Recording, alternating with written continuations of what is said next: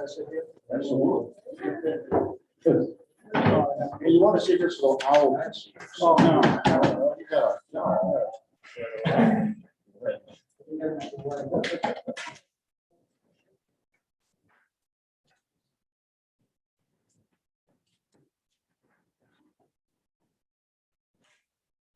Okay, we're live.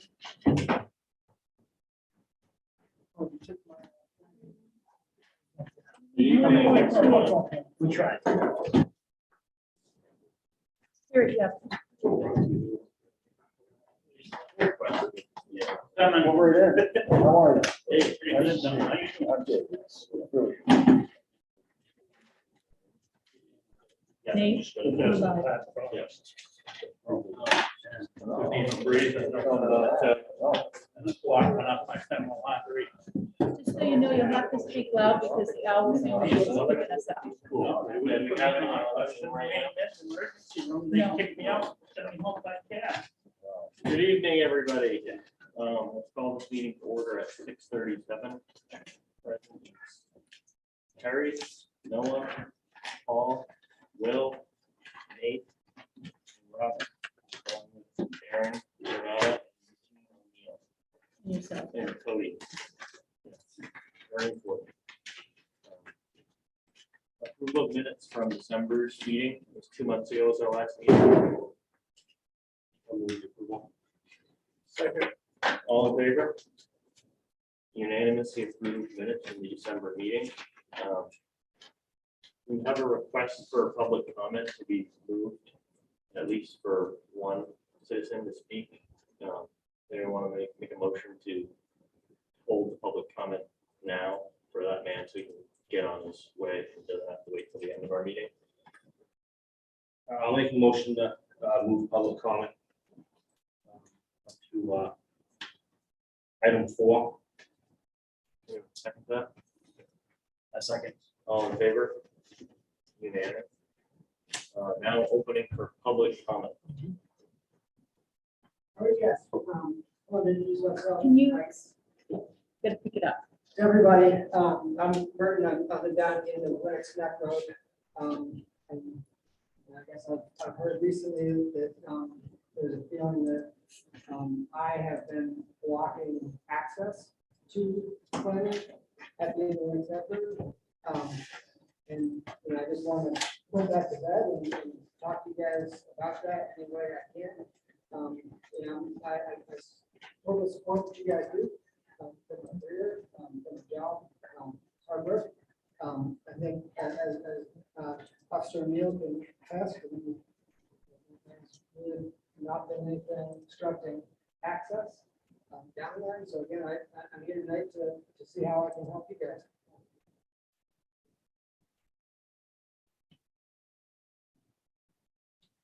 Yeah, I'm Paul Erickson. You bought my access a couple winters ago after Needle shoveled up the frozen snowbank. You put the snow back in there because you don't like the high tide to flood your basement.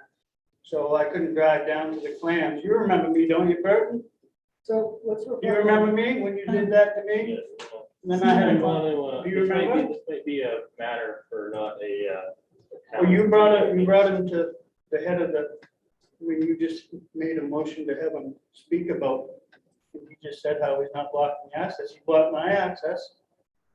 And then on December 26th. We understand the situation here, but. Takes the snow from the private road, plows it down and blocks the access. So I can't get down to the shore to get the clams done on more than one occasion. I know this has been a concern. So for how a can he lot of say people. that he's not blocking the access?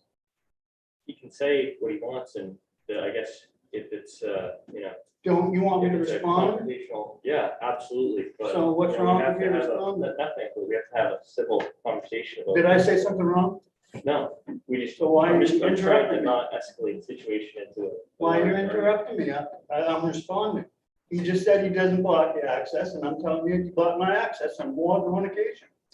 As a point of order, I'd just like to mention that the point of public comment is to give people an opportunity to make a statement. It's not intended to be deliberative. In other words, it's not intended to be a back and forth discussion. It's just simply meant and intended for for members of the public to speak about matters generally that are not on the agenda.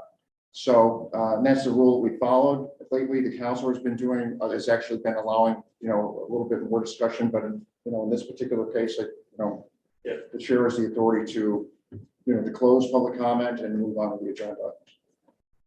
Yes, I think at this point, if you have anything else you'd like to add. Yeah, I mean, like I said, I sincerely support all you guys and your effort to make a living, for sure. I do not block your access. I do not. I do not plow that road. My driveway, which I do plow, is like 20 by 20, and I push the snow to the side of the seawall because that's the only place that I can push it. There is a federal law preventing snow being pushed into the ocean. Like I said, I don't want to impede any of you guys' ability to cut. I sincerely don't, and I will not. So I'm here to tell you that, and that's all I can do. All right, thank you for your comment. We appreciate you coming here to talk about that. Thank you for your time. Moving on to item 4, Harbor Master's report. Well, not too much. Working on a couple of different projects. I do want to make comment about, are we going to be doing surveys? I think we really need to do those surveys. And I'm really happy to see us get a plan for certain dates. And maybe a good plan. We add that to the next agenda, the conservation time and survey. Yeah, We usually do it in March, don't we? April, April. once we do the,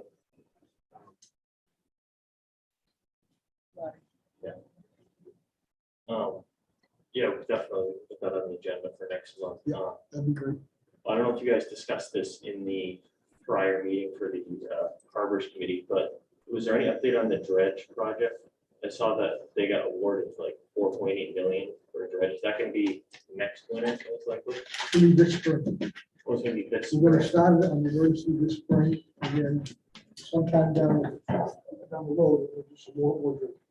What we want to do is get that channel opened up, get it moved back over, get it out of the Prospect mooring fields. Mhm. And get some areas we invest to get it out. Is the dredging going to go all the way past the town pier into the existing mooring field, or is it just the navigational channel? I think we're going to do just in that navigation channel at first. We're going to have a meeting on this, and Yeah. then some more maintenance will be done. It's probably gonna be the channel first, and then if in the fall, it will be the mooring field once most of the boats. There's still a lot of conversation.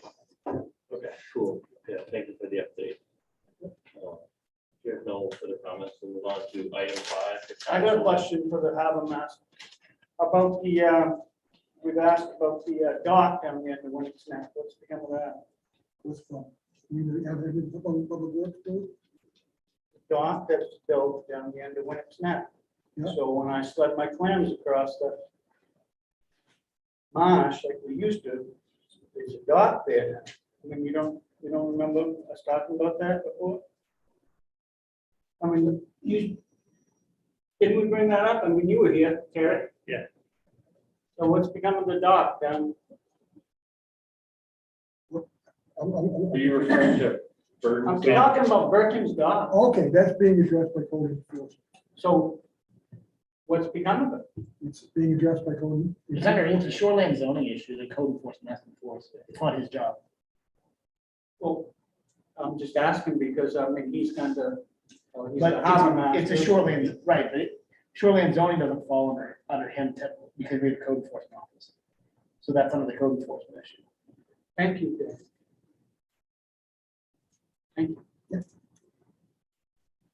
Okay, moving to item 5, council liaison report. Yeah, I just had one item I wanted to update on as part of our annual requirement to report and recommend on the number of commercial or number of licenses that will be awarded. This committee unanimously decided in the last meeting to recommend a status quo to neither increase or decrease the number of licenses for the year. This was brought forward to the council. It was a very robust discussion about it.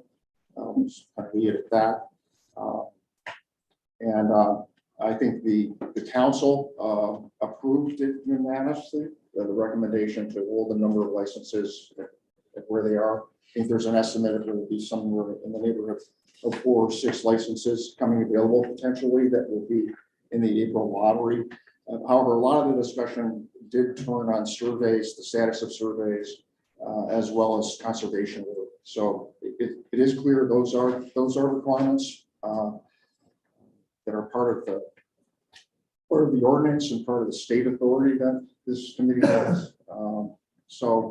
And we discussed the fact that due to staffing issues and also COVID disruptions, that those had been disrupted. So there was a commitment for us to renew our focus on those to make sure we find out, where the lost lists are, and we have surveys that will be going to the state for Already review gone. and approval. They've They already been were sent. all, yeah, the annual report and the surveys was sent up on Monday. And I think there were 3 of them, Tony, something like Yes. that. So the survey work has been done. I just will repeat my statement that we are in compliance and we'll be waiting for the state to review and approve that recommendation from the council. Will they evaluate the surveys that they got, or is it just an acceptance thing for them when in the annual report, when they see that the town did surveys? Actually, I sent an email to Ari, and she is going to get back to me. I asked that question. Yeah. They usually say, send back a notice whether everything is fine, or they send a note saying that this is what we need to do, and we've never gotten one of those. Yeah. We've always gotten everything checked off, that everything is okay. Yeah. So, yeah, I'll touch base with it again by the end of the week if I haven't heard back. So 2 final things I'd say about this is council, as part of their approval, requested that we share the details of the survey and the feedback from the state, which we will do. I don't expect that would be in a meeting, but it probably would be shared with them via email, which is public. We'll probably copy the council, the committee on this as well. So that is something that we will do. And in general, I think there's an opportunity for me and with your help there's a fair number of folks who are new in the council, and even for those that have been on it for a while. We have an opportunity to educate them in terms of improving their understanding of the role of the Shellfish Commission and the activities that they can expect to hear about. So, thanks. Thank you very much for that. If no one has any questions for Mr. Hamel, we'll move on to old business. First item in old business is discussion on the proposed ordinance changes for chapter 1002.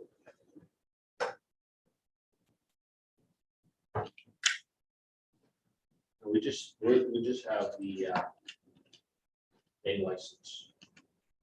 Well, I sent along, did you guys get the lot? This was what I believe Travis and the subcommittee was working on.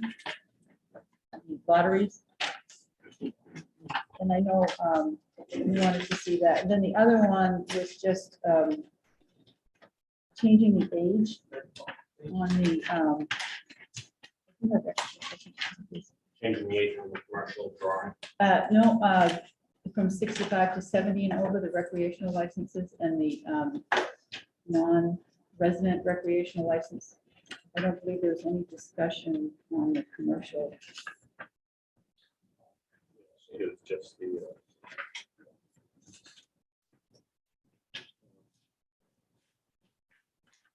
it looked like that language was pretty in line with what we had intended to do. You remember the state called us and said that we were issuing complimentary licenses to our residents, but we were not issuing to our non-residents. We had to do 10% like we do with our commercial. So that's when we dropped it down to from 200 to 140, I think. And I believe at one time also there was discussion of a possible fee being implemented on these 2 licenses. So this resolves that, so that We're in compliance. we're in compliance with the non-resident rule. Anyone else have any discussion? I'd like to see it lottery system for the licenses, just to stay the way it's been. I think it's the fairest way. You just put your name in the hat. My thoughts, just the way that it's been past practice. I mean, the Ericksons, for example, it took me a few years before I got my license by luck of the draw, and I have 3 sons and a daughter, and they've all been lucky enough to get either a student license or a regular commercial one, like, like we have. Seems the fairest way to do it. It's just a lottery. I mean, just past practice the way it was. That's all. Thank you for that. You're welcome.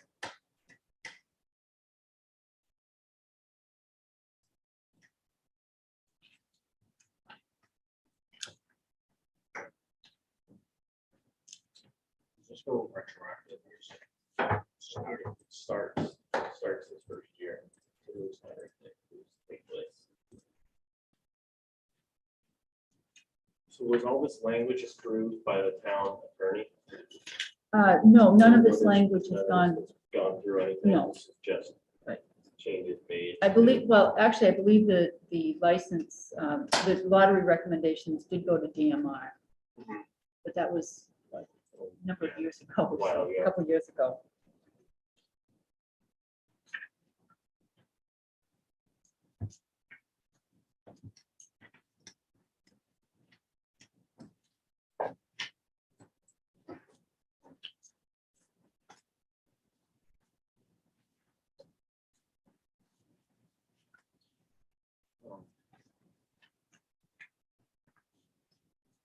Do you want to just start at the beginning and find out if there's any recommendations on the current ordinance?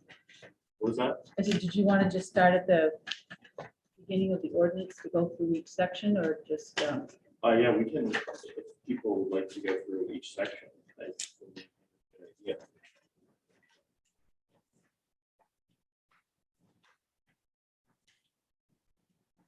Looks as though we want to start with the new lottery recommendation. that's later on?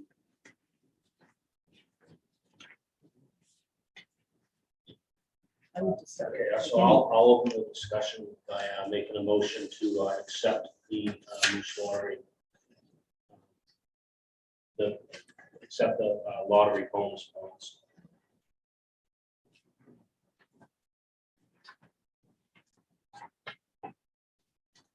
I almost wonder if the scale is for 0 to 5 years, 1 point, 6 to 10 would be 2 points. We were to implement that. Seems like it would be something that, over many years, hard to keep track of and kind of complicated. So if we are like, for the, in the interest of simplicity, maybe that would be a good idea. How hard from a town clerk's end is it to keep track of that information? It would be difficult, but I'm sure we could manage. I can agree with all. Start road, And clearly, this is, Nate, if I may, this is just about, obviously, about the Moose Lottery, if you would. I mean, it has nothing to do with, have we done away with the thing about doing conservation time? That's gone out the window. Conservation time to, Well, before there had been some talk on this committee that if you gave free time to the conservation time, that somehow that would improve your chance, remember that? yeah. But we're done talking about that, which is good with me. It's not part of this, it's not part of this Right. amendment right here, yeah. You ask for a second. Motion. Second. Motion. so if he's making an amendment to this motion. We do need a second. What was that? We do need a second. Yeah, I'll second it. Motion to change the amendment? Yeah. All right. Yeah. Just ask for a second on my motion. Nate just did. Yeah. Then if somebody wants to make an amendment to this motion, Yeah. they would make that motion.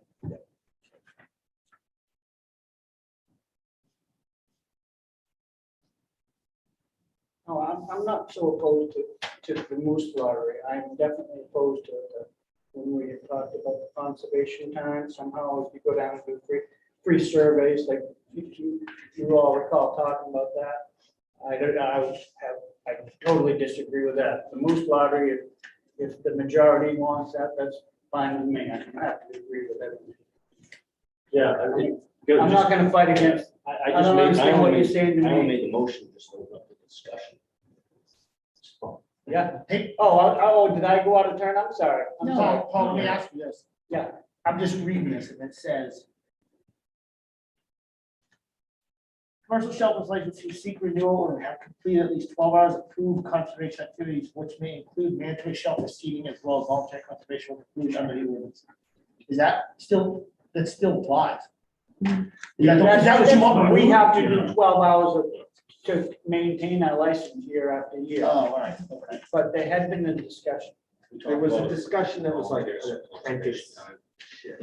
This is for people that don't have a license. Okay, Yes. so that's just a renewal. All right, I just, Yes, I'm yes. just, I don't want to confuse myself. That's why I'm asking. when everyone started talking about this a couple of years ago, when this first went with Travis and Matt and everything, it was because there was an event at the Shellfish Focus Day at the Maine Fisherman's Forum, talking about how all of the commercial clammers up and down the coast in the state are aging out and retiring, and there's way less clammers than there used to be, and the clammers that are still active are in their 60s and, you know, starting to slow down in the clam flats. And a lot of different towns like West Bath and Harpswell and Aroostook and Georgetown, they've all entered into programs that gives people who want to volunteer, who are, you know, trying over and over to get into it, better chance of getting a license to help to dispel the inequitable distribution of licenses in a way away from the younger people in order to keep the whole fishing heritage thing. So this was kind of the first effort at a mechanism for Scarborough to do that, where it would hopefully in turn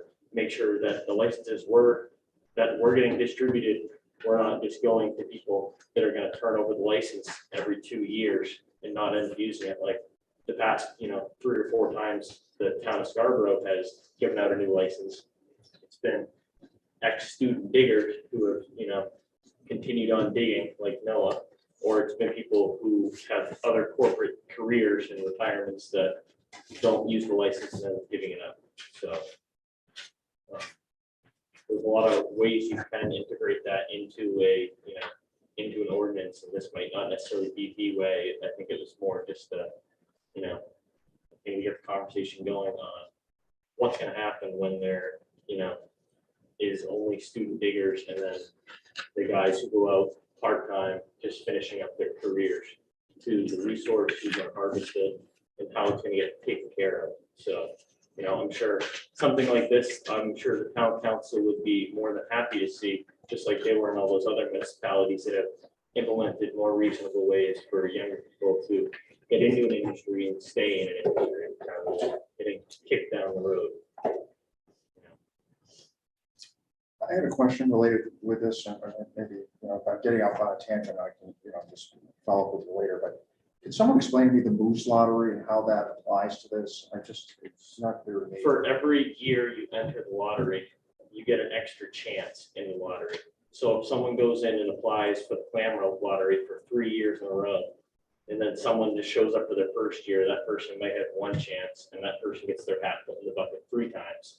And the moose lottery slogan is because the state of Maine runs their moose lottery like that. You get bonus points every year. So that way, when you look at the full trend of the allocation of licenses, in the end, the people, you know, who've been trying the longest have a better chance at getting a license. So if I understand it correctly, the idea is to try to attract folks that are dedicated, actually going to dig, you know, Yes, or in the case of the moose lottery. narrow the pool to the people who are more interested in actually pursuing digging. I just will say that when you look at this scale, I mean, that is a lot of extra points if somebody puts in for 5 years and then goes to 6 years and starts accumulating points even faster, if we have like 20, 30 guys getting extra points and then a few people first year just put in, there's almost no way you're just gonna put your name in the hat and win. Yeah. So, I mean, it's that's totally a valid point, and I guess that does come back to the thing of there's no such thing as a commercial fishery other than clamming. You can just all of a sudden get a license and have a full equal license.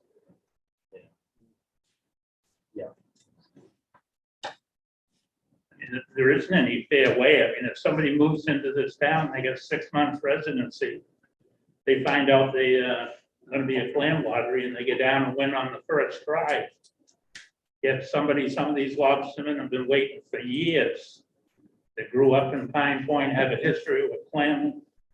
I mean, at least this gives you that extra incentive. Yeah. Now, those extra tickets, I mean, there's that much more of a chance your name's going to get pulled up. Yeah.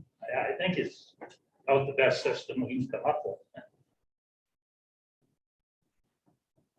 I mean, it gets rid of that factor and aspect that you don't like, Paul, of someone can just, if not enough people were to do that conservation thing, then everyone would just get a license and did it. And you're right, the point that someone might not be able to make it down in between their schedule to make sure that they can be in that. But whereas if you're getting a point for every lottery you go to, that is, an equitable way to do it, because everyone has to go to the lottery in order to even try and get a license.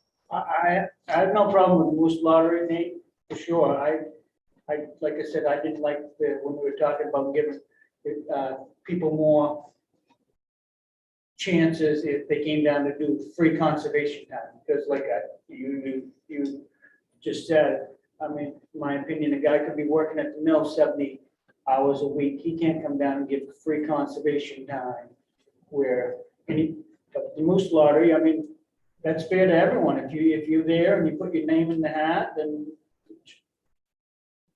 no matter who you are, Right. that's and it certainly makes it realistic for somebody that just has plain old bad luck, right?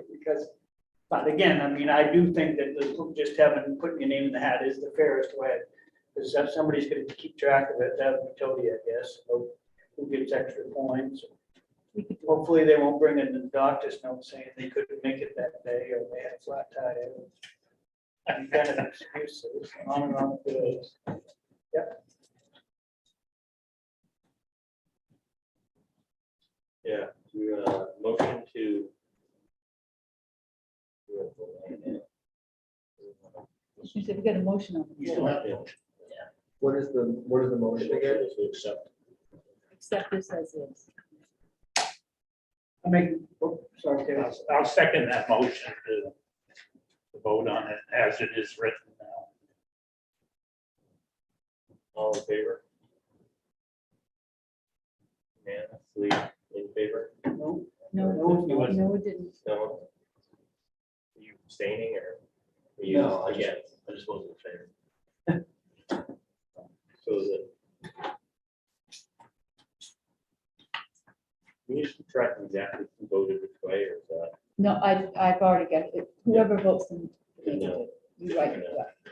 So just a quick question though, it's another kind of rules issue, but I don't believe do they have the opportunity to abstain? I think you have to vote either yea or nay. Correct, he voted. No, you in. okay, get it. So I know even a couple of counselors have done that on occasion, so someone has a problem with it. Yeah. Thank you. Next section is the A license section, gone from resident recreational to non-resident recreational. I'll make the motion to accept the amended version on the 70 and over.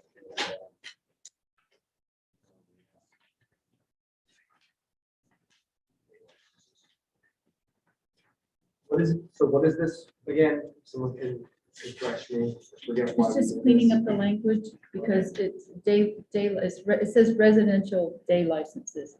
Well, they're not just residential day licenses. They're anyone can come in and get one. So it's kind of just cleaning up it's housekeeping. Okay. I'll second that. All in favor? Unanimous.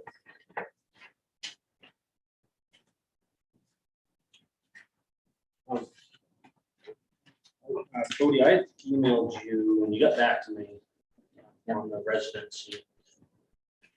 Where you would, the one that you brought up at the last meeting? Yeah. This is where you want to make that amendment. Yeah.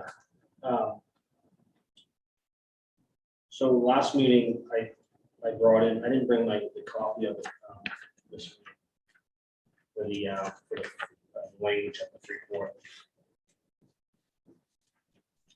Ordinance was.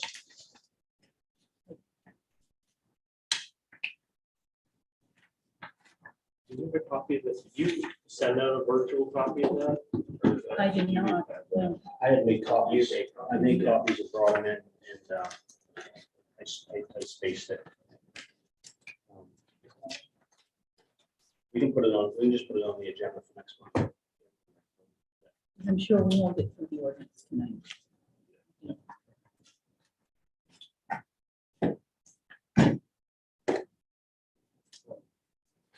Is there another section in here we had to approve? The ordinance, the language? I think that was it. Correct?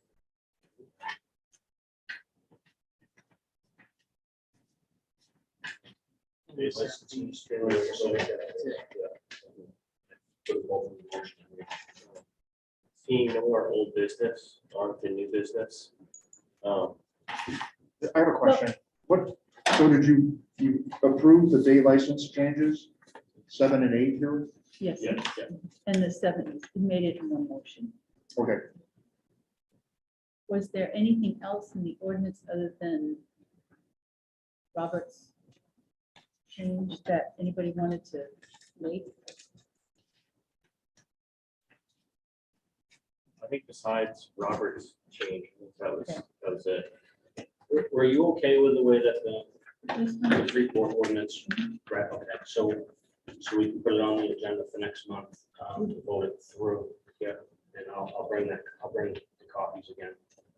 You send it to me, I'll make sure it goes out with the agenda. Okay, if it's right on the 3/4. I think Darren sent it to me already anyways. Is this the one you want, Robert? Yeah. The purpose of the ordinance, except in the case of a student, the term resident shall mean a person who owns or rents real estate in the town of Freeport, which is his or her permanent fixed place or adobe and principal place of residency. A person claiming to be a resident neither owns nor rents real estate. They shall be required to prove such other evidence of municipal residency as may be required by the town clerk. That's not it. No, it was where you had it, go ahead. Go ahead. Sorry. It was, it's where you can have the option to move out of the town.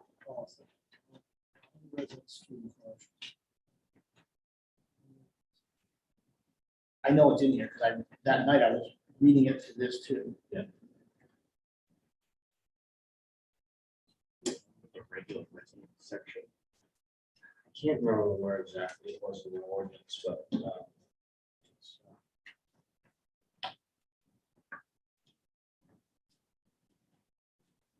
I mean, I guess if you want to just send it over to Cody and say that. Or need the link, give it right there. to the- For renewal of commercial license.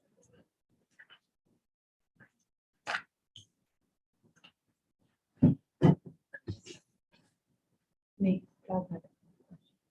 Yes, in that language, does it say how long you have to have lived in the town? This one, I think it's this one. I think it says like, Because I think, are we discussing this now? or no? Or we does that say, Bobby, how long you have to have lived in the town before? For instance, like, let's take, it stays the same as far as drawing for a license. Is- Right. Okay, but the 6 months before the Yeah. drawing date, yes. the day you get the license, you walk into Tody's office and tell her that. I'm moving out of town. And she needs just a 30-day notice. And then your license turns into a Non-resident. non-resident license. But the status of the license always stays resident. Okay, Because when that license is given up, the status goes back to a resident license, not to a non-resident. But when you move out of town, you have to pay the non-resident fee. which is twice. Yeah. Double. Double. I don't, so you think that's all right? I didn't know if maybe this should be like, you have to be living in town for 5 years. I mean, I don't know. Were your thoughts, like you just said, you could just live in town for 6 months, secure a clamming license, and then as soon as you secure it, you could tell her, yeah, I'm moving to Bucks. I thought it was more for instance, my son Liam, he has a student license, now he has a commercial license. He's trying to buy a house around, I mean, he can barely afford to buy a house in Scarborough. But certainly he's done it, he's been a resident of this town a good amount of time. Yeah, I understand what you're saying.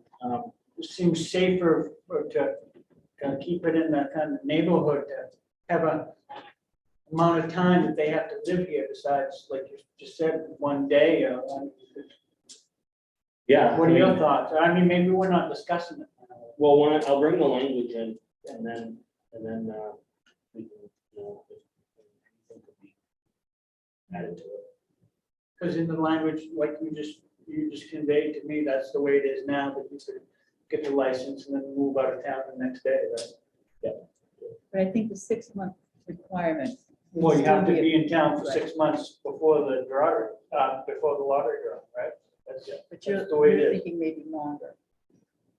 The residency requirement is longer before they're allowed to do that. Before they're, allowed to move out of town. So, I thought. Well, I think that would be a good thing, discussing the language. And adding a clause like that would be pretty easy, definitely. Well, do you have any more talk about any proposed ordinance changes? The only one that I may bring up next time is the 3-day pass for day passes. And trying to work with the program to put them online. But a lot of people come in and they like to have the weekend or even just a 2, but they would have to be like consecutive days, not one this day and one next week. You'd still have to fall in that 5-day window that we require. It would But be definitely, able to purchase maybe up to 3. yeah, it would be great if people could buy those online that way. Yeah. Like you said, people get in on Friday, you guys are closed before Right. we get. You get that asked all the time. People buy more than just one. And online. Yeah, I'm sure the committee would love to see that. So. Moving on to new business. Motion to add discussion about the Down East Institute's SPAT boxes. So moved. Some moved, yeah. All in favor? So Down East Institute secured additional funding for their project of the boxes. I think Sierra Randall is gonna come and give us a presentation on what we found this year in their boxes. They also got funding to do like 4 sites in Eastern Canada and 3 more sites in Maine. So they want help on April. We're just gonna have to add this to the conservation. I figured I would just put it out there now, so that way there's no hiccups with that. They need April 21st at around low tide, Thursday, April 21st. And they probably need at least 3 volunteers to go and help. This was like Ryan Deal. Yeah, with Brian Deal and Sarah Randall. That should be able to do. Yeah. And you're gonna credit time. to the Yeah. Following year. To It will this, be added for the next. for this year, yeah. So I guess we can just make a note to add that. Mhm. And we obviously, everyone wants, should we take a motion to continue on supporting the Downey Institute, or we just keep on? Where's that gonna be at? It's gonna be the same locations as last year, Jones Creek and Linux Neck. Yeah.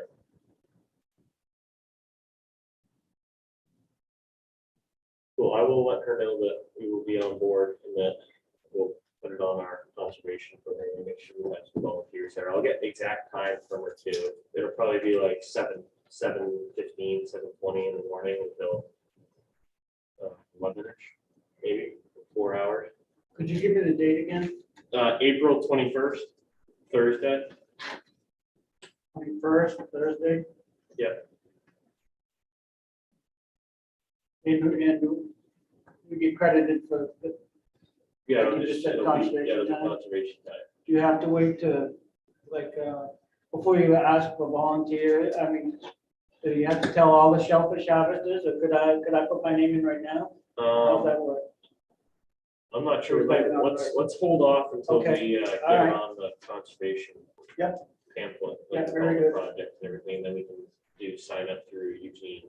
Thank you. I don't know if there'd be I know there's been problems with that in the past of too many people wanting to be on one project. I'm not sure that there's really a good way to go about making sure that Yeah, I understand. everyone gets on. But that is the valid point of us not getting first priority just because we're here. I totally agree. That's why I thought it might not be appropriate. Does anyone have anything else they would like to add to new business? Want to go first? I don't know if you want to add it, but I was talking to Eddie Blanchard and we were wondering why the rain closure, the 1 inch rain closure in the winter, it's still closed 14 days, where I noticed on the clam line from the state now, there's some area that they're saying that they don't come under the rain thing because it's the winter months. Yeah. And we were thinking that, 14 days, if it could even be cut down to 7 in the winter, maybe just a couple months, January, February, I mean, the waters, I can't believe there's a whole lot of pollution, bacteria up there as much in the winter as there is in the summer.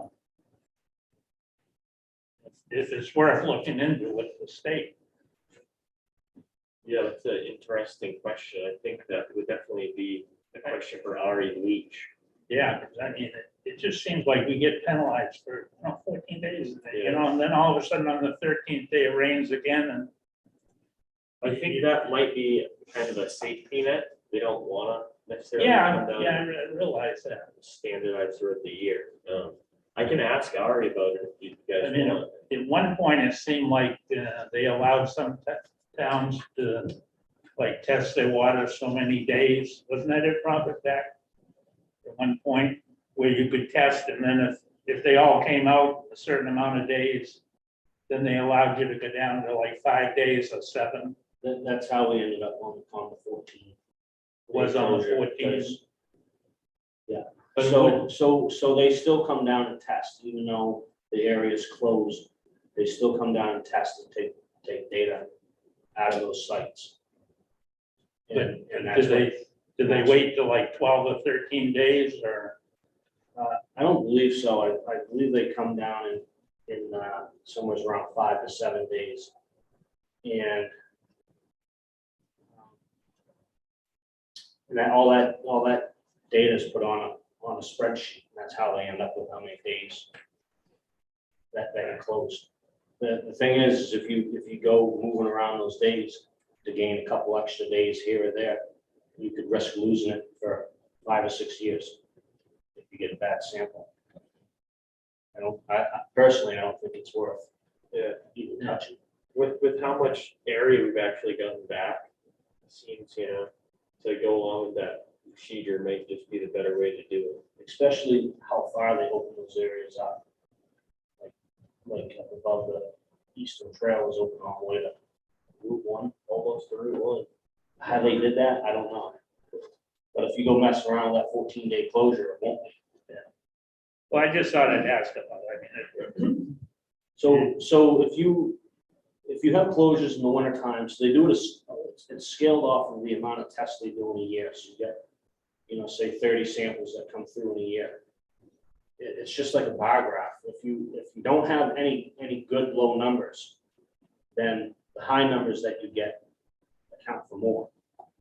So the winter numbers subtract from the high summer numbers. So you could actually be literally keeping those areas open off of your winter closures. That's why I don't think it's worth messing with. I know, we lost that for like 5 or 6 years, just by some bad P90 counts. And that's what happens if you I don't don't have think enough, anybody wants to see that ever happen again. if you don't have enough good ones to push out the bad ones, then you're gonna be with closed areas. And not on a 1-inch closure, permanent closed. Thank you for the critical thinking, though. That would be good. Just a thought. Yes, I have an item for business. Looks like there was a lot of talk, I would even call it a debacle at the town council meeting over surveys, data, and license numbers. In regards to that, there's a belief that the survey is not popular, not necessarily working so well. I was wondering, maybe we could supplement the survey data with our own data, such as landings numbers, maybe contrasting that with license numbers. And then this can kind of help to ease some of that doubt. Also, I mean, Don is the council liaison. Do you have anything you might be able to add to that? Yeah, I think there's going to be continuing scrutiny on the data that we use to make recommendations. So, I tried in presenting that issue to explain why the recommendation from this committee was, seemed reasonable. But we were relying on only a handful of surveys, and I went to some length to try to explain that the way the ordinances are written is to ensure access, broad access, and harvesting of the resource. And it doesn't necessarily line up in favor of new folks that are trying to get in, or the folks that are trying to control or limit the supply. So I think we're going to see more and more focus and more light shown on this from the council level to actually understand better, how this recommendations come about. So I know we have a regulatory requirement, and there's been a lot of discussion about the surveys. I recall Matt Hassler talked a lot about this, where he felt they were, ineffective and hard to standardize and hard to draw conclusions. But in the absence of that data, if you can't prove that the catch or the resource is declining, then you don't have the ability legally to reduce the number of licenses. So I think, it's your decision. It's up to you guys to propose other things to augment that. But I don't see any way around us, not having to continue having to return to much better discipline and execution, planning and execution of the survey and the conservation activity. Yeah, this was really disrupted, I felt, by the pandemic. And so I believe there's a full waiver of conservation hours in 2020. Because of COVID. But I think there were still some that did their conservation time. Yes, I did it, but it just wasn't enforced. And so that was part of the disruption. I think that in addition, yes, in the real world, there's a lot of doubt in the survey, like Don had said. People think they're ineffective, but perhaps we could work on at least doing our best to getting more surveys and doing them at the same time. Ari Leach had said previously, we have to do these in June and July. Because if you wait till the end of summer, we have pounded those plant plants. And so obviously it's going to distort the results. So perhaps we could, I know this is a working document, we'll try to get more surveys at the same time, and then try to also contrast that with what is the median landings, what is the average landings, and then how many licenses do we have, and how active are those licenses? Hopefully, reducing the amount of doubt and just confusion that is coming about. Also, one more comment to the town council meeting is that we had no rationale to vote to reduce license numbers. We didn't have rationale to increase or decrease license numbers because our surveys did not support it. So I think that would bring probably a good idea to clarify that, but I thought we had to vote to keep license numbers the same, simply because our hands were tied. Does that sound correct, Don?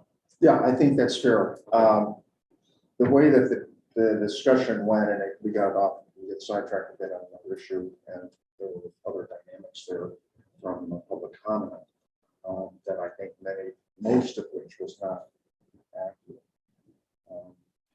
We're all trying to solve for the same issue here, and that is that we've had a bad couple of years of trying to get back on track. And nobody's trying to hide anything, and there's nothing nefarious that anybody's doing. It's a fact. Okay? So whatever we could do to get back on track, I think would be useful. If there's a way for us to supplement with other data, I think that would be helpful. The general gap, I think, however, is several people in the council are new. April, John Anderson, Ken Johnson's fairly new. So 3 or 4 people. Paul Johnson,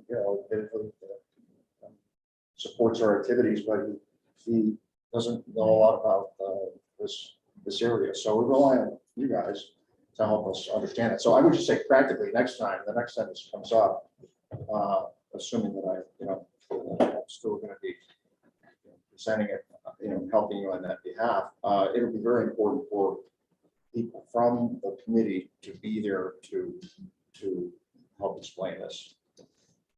Chair. Yeah. So, I and I think know it's it would be really good for, because it is the whole thing of shellfish surveys, all the academia says that they're kind of, not the most reliable thing. It's the whole industry is the type of thing that can get wiped out by a cold snap of weather, or, that whole aspect of it really makes surveys, our best hope, but not necessarily, a really reliable tool for setting license numbers. So maybe you might be onto something, Noah, getting some type of, Well, most things, Or like what Noah said was, so we're gonna survey the flats in June and July, because why? because our legion told us that's when you do it, and if you wait till the end of summer, you've already hammered those flats. Okay, so why would we do surveys before we hammer the flats? Those numbers no longer exist. You have to pick a point. I don't know. She explained it. But no, just see what I'm saying, right? Yes. So you're gonna come in, you're gonna do all these surveys, you're gonna say, here's what we're gonna start our license numbers on right here. But we dug all these claims out of the mud this summer. Okay. You know what I'm I saying? do see that, but I think Yeah. the surveys also touch on the younger claims. So, yeah, everyone does science for, a different reason. The state's looking for, how many pounds were there, and how many did they get? Scarborough's looking at how many pounds are there and how much, could we get, which I guess is more of a factor of what's actually in the ground, in the fall when we make license determinations in the spring. But To me, it makes sense to do it just before winter. yeah, I mean, So I agree. We always did it in the fall. Yeah, post-harvest, It was always October, September, we were doing surveys over all the years that I've done here. If you want an actual stock of what's in the flats before you make a decision on license numbers, you have to survey the flats just before you make the decision on license numbers. okay, so beyond that, as long as we're on the same page and we have a procedure that appears to be consistent, I mean, it would probably be a good idea to run it by Ari, but cool. I mean, as long as we keep it consistent. Well, it should, We can't just ignore these surveys because this is our rationale to do anything other than keep license numbers the same. In talking to her more, I think she stressed that as long as there's continuity between like, you know, not doing one flat in May and December, then another flat in October and December. Like just having it like before or after the harvest, not like consistency between the data throughout the years. I think Robert would recall that this has been an ongoing thing with the council, hasn't it? Even way before. 20 Tom years. was, it's always been the survey, it's always been. 5 years. And that's the difference between, you know, your scientists and your harvesters and the difference in how they think. You know, we know that when we flip a piece of mud over and you walk over your boat and then there's 20 seagulls sitting on top of your digging that you just made and they just picked it clean. You know, it's like, Yeah, I mean, in my experience, I like to rely on the folks that are closest to the issue, you know, and it's this group, it's the folks that are actually digging and have done it for a while and have the benefit of perspective of, you know, experience and having done it for a long time. So the thing that hurt us is that even, you know, we had not solid survey data for a lot of reasons, but we didn't really have good landings data. We didn't have any other, you know, and I'm sure it's available, gather it, but we just didn't have that to make the recommendation. And we ended up in the same place, I think, in terms of your vote. But the way we got there, it was more art than science. But, you know, we just need to get tighter about it and be more deliberate about, you know, what are we going to do, what's the schedule, and then how we can report back. Because, yeah, it's not going to fly next time. Aren't we, like, right now, the roster of existing plan licenses is at like a historic high? Does anyone know that? Yeah. Yeah, and, you know, so we have that, and then on the other hand, we've like had some pretty good years of digging. So it's kind of like argument for adding more licenses or taking them away. Kind of like either one of them doesn't really, like, I think the best option is to just stick with what we got. Considering that those two factors, highest number and also like good few years. Well, for this year, yes. Yeah. You know, we did what we had to do this year. However, if it falls off, Yeah, which then- historically, we're gonna get a bad couple of years at some point. But the survey is gonna catch that, and that would be our rationale to say, okay, there's 3 licenses coming up.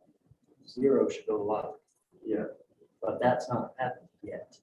just be careful. Just be careful with this, because I've seen this for 25 years. when I was at Marine Pro. Landings is a skewed number. Yes. It is 100% a skewed number. Because, and I will tell you why, this is no bullshit. Fishermen do not report the landings properly because, one, the state looks at those landings, which in conjunction, the main IRS looks at those landings, which is, it's all, they look at it way different. So I wouldn't even go down the landings road. Only because of this, you're not gonna, the only way to get proper landings is an independent party. Well, we would never be able to use the landings as rationale. It would just be as additional context. You know, hey, are we just coming in with like a bushel and a half, or are we coming in with 10 bushels? But the problem with that is like, if Paul goes out and he digs it full time, he comes in with 10 bushels. Yeah. And you go out and dig 4 hours at the same time, the same spot, and you come in with a bushel and a half. Does Paul dig like a rototiller and you're out there smoking a joke? Like, you know what I mean? So be very careful, because they ran into this in Booth Bay. They tried doing landings, and the next thing you know, the town was like, whoa, you guys are like, you're bringing in 10 bushels, you're bringing a bushel and a half, he's bringing in 3 bushels. Why is he making $90 a bushel on the same 90, and you know what I mean? I do. But you're on good. The way I would do it, just me knowing what I know, is I would do it in May, then I would do it again in October, before you see the license numbers. The lottery is in April. Well, you can do it for the following year. You're Right, actually you can doing the survey surveys it in for the next October year. for the following year, but Right. whatever you do, just do it consistently. Yes. And I would not dig June, July. I would dig after the winter, in the spring, and I would dig in the fall. Survey. I would survey it. Yeah, 'cause you Now, said there. because when you survey it in June, everybody knows that those warm months of April, May, and June, what happens? The clams boom, and they grow. So then you turn around and you survey in June and July, you're taking the, oh, look at Scarborough, we have a resource, so everything's 3.5 inches, what, we have a great resource. Well, that's not really a good depiction of it. It's not. I would still like to see what happens if we try looking at landings numbers, because also on average, or maybe on median, there's gonna be a certain amount that people dig at. We're gonna have some guys that go hard, we're gonna have some guys that don't. We're gonna have most people somewhere in the middle. Well, and then the way to do it, and again, you do it. When you guys file a report annually to Tony, I would take those landings, extrapolate them completely out of who they are. And then we would come with an average. And medians, but, and, yeah, only because we could never use this as actual rationale, it's just context. Yeah, Because like you said, it's not accurate enough. to use. right. If you did it, if you took all the data, you averaged it, you could say the Scarborough license holders out of the 25 licenses we had, we dug so many metric tons. Right. It doesn't matter whether Paul dug 10 bushels and he dug 12 and you dug 3, it doesn't matter. Then you could show what the flat is sustaining each and every year. And as you see, you'll see that decline. Yeah. You know what I mean? I don't think we need to drag this on too much longer, but, Yeah. well, this is a good thing to just. Yeah. Yeah, we've defined the problem statement. Well, he thinks. Don, it really might be helpful, for somebody like Nate coming at a town council meeting, because we used to do the same thing, like, when we used to go to, Lobster Zone Council meetings, we go to Lobster Zone Council meetings, we used to go in there when we had new zone council members for lobster industry, and we would go in there from patrol, and we put up on the screen 5, 10 slides, like, hey, this is what we're looking at. So that when they were setting policy for the zone council of lobstermen, you weren't having this guy who fishes like 15 traps 3 months a year saying, well, I think we can get away with 200 traps, and the guy over here is fishing 800, and he's just barely making way. Yeah, the baseline understanding is pretty low, and it's just, haven't had a lot of time talking about it, so there's definitely that's a need. Yeah, and also to that, it's a different matter. So, Nate, I know you're the chair. If you want, you can certainly have me, I totally don't mind talking to council whenever, and I'll step up to the microphone right there. But, I don't want to just overstep the chair and go talk to the council. I want to see what your thoughts No, are. you can totally talk to the council, represent, what you think. And Especially at like a 10-minute orientation of what the Shellfish Committee does and what it looks like and why it looks at licensings and why do we conduct a survey and why do we do it at this time of the year and how we do it, just so they have a clue of like, oh, this isn't just rough shot, like, oh yeah, there's like 10 clams out there, that'll sustain us for 6 months, So, do you want me to put together a presentation or do you want to do that? If you want to, yeah, I totally. It seems like the council has. Talk about it. I'd suggest it would have more impact if you do it with the blessing of the committee and, the support and consensus of the committee. You are free to speak as a private citizen. You can separate that from your role as a committee. And you can do that. But in this case, I think it had more force and effect if you do it together as a group. Yeah, we do it as a group, and come forward with everything we want to bring to them, and everyone vet each other's ideas and stuff, so that we don't. And maybe you could also help me handle some of the public comments.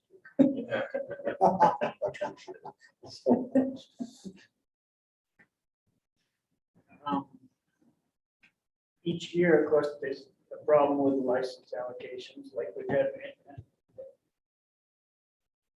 Seems if we had the same acreage of clam flats, it's too bad we just couldn't set the numbers and just leave them the same like they've been historically, because it's just nature. I mean, there'll be good years and bad years, like with acorns or apples. And I would think that one of the alarms would be if us harvesters go out there and we're digging and the clams are getting to be too big for market, because you can't sell clams that big in July to the restaurants, for steamers. That would clearly be an indication that we don't have enough harvesters out of there, and the stock's getting away from us. Then something would have to be done.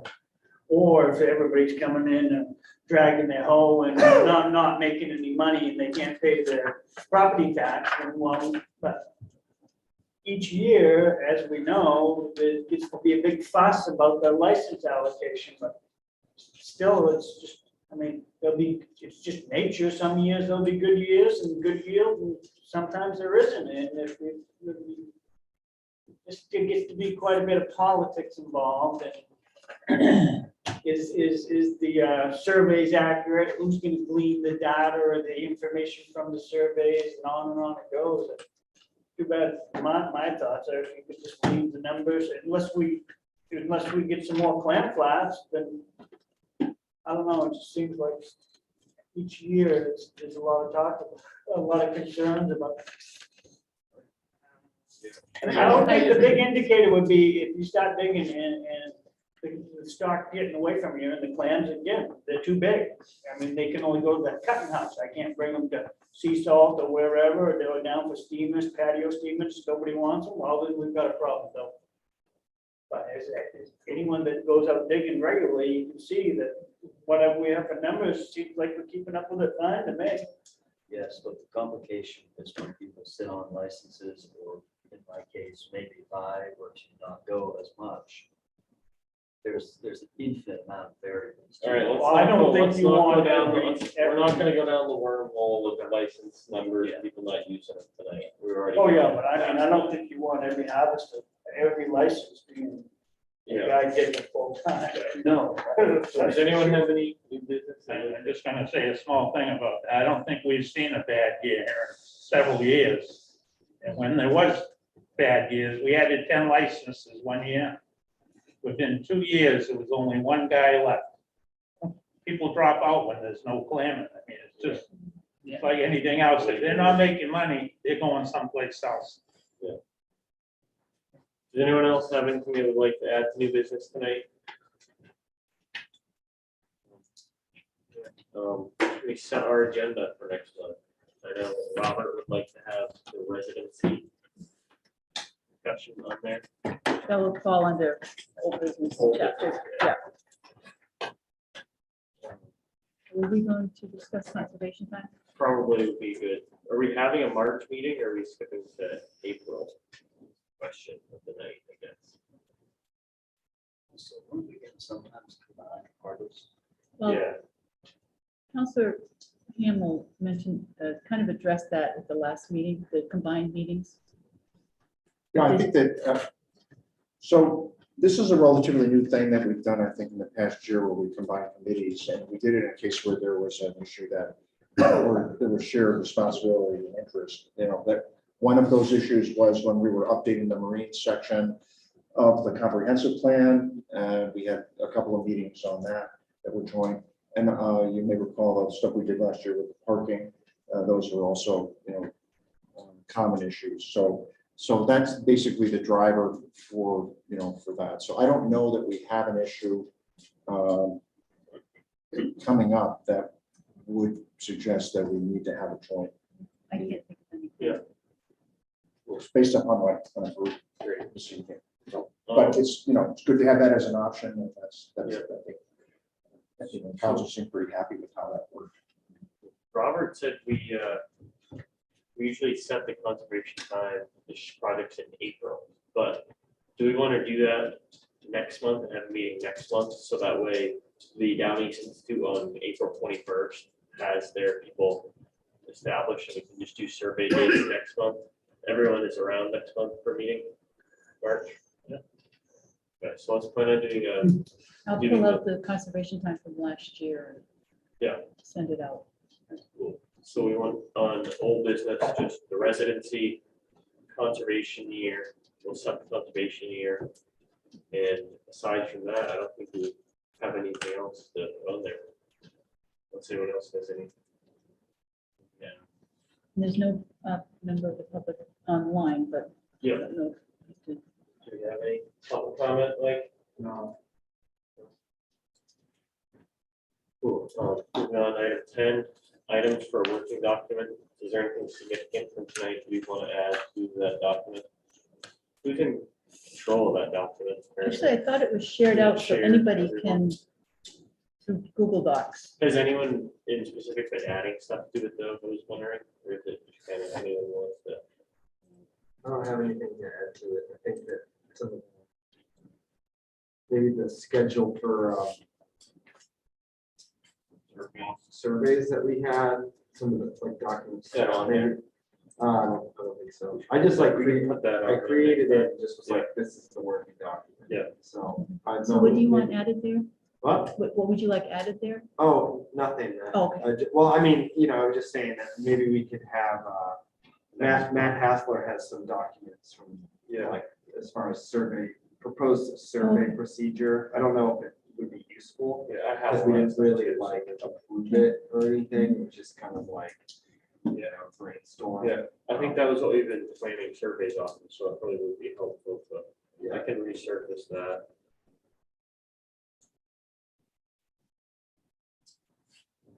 Use that plan next meeting. And then we can add all that to the work documents after next meeting. Would you share that with me when you get? Yes, I can.